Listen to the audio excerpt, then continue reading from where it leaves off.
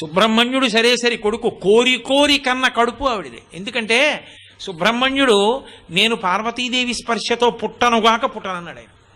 ఎందుకని? సనత్కుమారుడు ఆయన, మహాజ్ఞాని. ఆయన ఓసారి బొంత కుట్టుకుంటుంటే పరమేశ్వరుడు వెళ్ళి నీకు వరం ఇస్తానన్నాడు. ఆయన అన్నాడు, నువ్వు నాకు ఇచ్చేదేమి, నీకే ఇస్తాను కోరుకో అన్నాడు. అంటే పరమశివుడు అన్నాడు, ఇంతటి మహాజ్ఞానివి నాకు కొడుకు అయి పుట్టి అన్నాడు. అంటే ఆయన అన్నాడు, నీకే కొడుకు అవుతానన్నాడు. అంటే పార్వతీదేవి ఏమిటి నీకే అంటే ఏమిటి, నీకే అంటే నాకు కూడా అంది. ఆయన అన్నాడు, అమ్మ అలా నాకు అది కుదరదు, నువ్వు ఎంత జగన్మాతవైనా నేను గర్భవాసం చేయను, యోని సంభవుణ్ణి కాను, అందుకని నీ కడుపులో నేను పడుకోను అన్నాడు. అదేమిట్రా నాయన, నీ వంటి వాడు నా కొడుకు కాకపోతే అలా అవ్వవలసిందే అంది ఆవిడ.